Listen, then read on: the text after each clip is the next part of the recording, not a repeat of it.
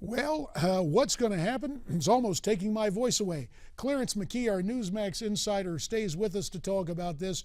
Joining us to get into this discussion, pollster Matt Towery, Inside Advantage Georgia, Skyping in from Atlanta, and in the nation's capital, having fun watching a Republican primary, Democrat strategist Joe Lestingi. Thank you both for Skyping in, and of course, Clarence, we thank you for hanging in here on the set here in studio. Matt, you're the guy who understands polls. Is there any way Dr. Wolf can pull this off? Well, sure there is. First of all, what I'm shocked about is there are virtually no polls coming out of Kansas telling us where these candidates are. I'm amazed at some of these states where you have major races, but no independent news service does any sort of polling. So we don't have much to go by, JD, in terms of where this race really stands. It looked like it's at one point the Wolf had some momentum, and then it looked like he lost it when you alluded to that the pictures came out. It's a matter of turnout. It's been a matter of turnout in all of these races all over the country.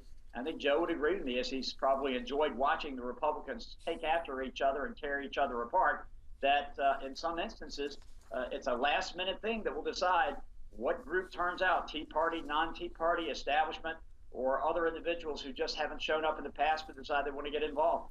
Well, let's go to you, Joe. It's just a given you're liking this Republican infighting and fratricide. But aside from that, Matt's point about no independent polling, no news organizations going silent, does that portend perhaps an upset for Wolf? I actually don't think it portends anything in particular. We've seen this is a growing trend for some reason. It's actually kind of disturbing for the public as a whole when it comes to information. Kansas is lacking polls. Tennessee's primary, which is actually on a Thursday, this Thursday, is lacking polls for Lamar Alexander's race. And we didn't see a lot coming out on the Brat race when he took on Cantor. Public polling is good for our business to track trends. It's good to have insight into a race. When they go silent like this, you get a little worried because you're wondering why there isn't a more vested interest in a race like this, because both Tennessee and Kansas have long-term incumbents, and we want to see what's going on there because it could say a lot about the mood in the country right now, Clarence, at least within the Republican Party. Clarence McKee, let me get your take. We saw literally a great piece of street theater, Dr. Wolf going up to Senator Roberts saying, "Debate me." Aside from that street theater, what is your take on the race in Kansas? I tell you, what is the major, I was going to ask both of these gentlemen this, what is the major issue that might drive turnout for either one of the candidates? Let's go first to Matt Towery. That's a fair question, Clarence asks. Is there a major issue? Because Pat Roberts was all over that Obamacare thing, fighting with fellow Kansan Kathleen Sebelius, asking her to step down. Is that driving this since his opponent is a doctor, or is there something else at the top of the list now? Well, the newest trend that we've seen, and it's the case in Kansas as well, is the insider versus the outsider. And you saw that confrontation in which Wolf confronted the senator and said, "Why won't you debate me?" It's more of a populist type theme that we're seeing in some of these later primaries. We saw it in Georgia between David Perdue and Jack Kingston at the last minute. It was the outsider issue that basically won the day for Perdue at the last moment. So it's not the national media. A lot of the mainstream elite media have been trying to cast everything as Tea Party versus establishment. That's not really always the case. It morphs into a lot of other things. In this case, I think what Wolf is holding on to is, hey, I'm an outsider. I'll take things on. Yeah. Well, you know, we've been talking here in the last segment about immigration. I would think out in Kansas, the situation on the border, that would be a big issue about who's coming from Texas up into Kansas. Is immigration or impeachment, is that an issue at all in this campaign?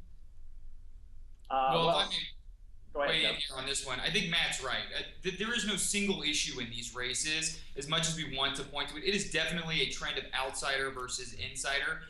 Incumbency versus challenger is a big deal. When we're getting our polls back from our clients and we're looking at general election electorates and primary electorates, even within the Democratic Party, there is an anti-incumbent sort of throw the bums out mentality across the board. Even though the president's approval rating isn't great, Democrats are seeing Democratic challengers are seeing Republican incumbents come back with poor numbers because of this sort of general we're pissed at DC mentality. And that's what's really, fanning the flames in Kansas and in Tennessee. That's going to be probably the biggest indicator on who wins these races. Can the challengers motivate people enough against Washington to knock out one of their own? Or can the incumbents protect themselves by saying, listen, I'm bringing things back, I'm doing this. Compromise really isn't a bad word, things along those lines to protect themselves. Clarence, we both heard Matt and Joe talk about the outsider mode. Gentlemen, let's take a listen to Dr. Milton Wolfe on being an outsider. Because Pat Roberts has been in Washington for 47 years. And no one should be in Washington for 47 years. God expected Moses to get things sorted out in 40. That's a great line to use. But speaking of scriptural allusions, we could continue with Kansas, but we got to talk about Mississippi.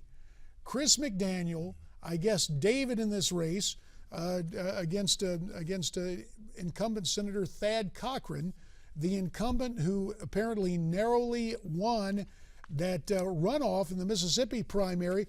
Chris McDaniel says he is going to challenge it. Matt Towery, you understand Republican politics. The Mississippi GOP controlled that primary. They don't have to honor McDaniel's request, do they? Well, I think they're going to probably take it up for the possibility of trying to quell all this. McDaniel ran a great campaign. He probably has a great future, but he's not doing himself any favors right now, because what he's having to try to prove under the Mississippi law is that people illegally crossed over who were Democrats who voted in the primary originally back over and voted Republican. That's a mighty stout challenge. He's got to do 40,000 of them. It's not going to work, and unfortunately, I think you'll continue to see Thad Cochran go on to win. He's leading substantially in the polls, but I'm sure the Democrats are enjoying watching this, because every time you have a battle, a fracture within the GOP, it has the possibility of spilling over to other states and other groups. So I don't necessarily think that McDaniel's doing the party any favor, nor his future. Well, let's, before our time gets away, and we've got about 1:30 left, and so good to have all three of you gentlemen here. We made a little mention of Tennessee, a Thursday primary. Yes. Joe Carr, the state lawmaker, against the incumbent Senator Lamar Alexander, who we saw on the screen right there. Get everybody's quick take on this, but I got to start with you, Matt, since you're from Georgia. Any idea why Tennessee Republicans have Thursday primaries? No earthly idea. I mean, every southern state does something a little different, I can tell you. As far as this race goes, though, JD, I have no clue how that could turn out. I do know that Alexander is probably a little weaker than he's coming across in the national media. That doesn't mean he won't win. But anything could happen in that state. Most people expect Alexander to win, but nevertheless. Well, let me get a quick, let's go around the table here. Sure. What do you think, Clarence, very quickly? Good, quickly. Going back to Mississippi, I hope McDaniel does go through with this challenge, because you've got members of the Black Caucus in Washington saying that Cochran owes them now because of the black turnover switching to Cochran. So I hope that he does that. And Joe, last word to you. You got to be loving all these Republican fights. I love it. Every time one of these happens, just more money flows into our coffers, because the Republicans can't get their message centralized, and I love that. But more importantly, though, in Tennessee, Alexander's got when you look at the game here, there's many people on the ballot, which is going to take away from his challenger's base of support.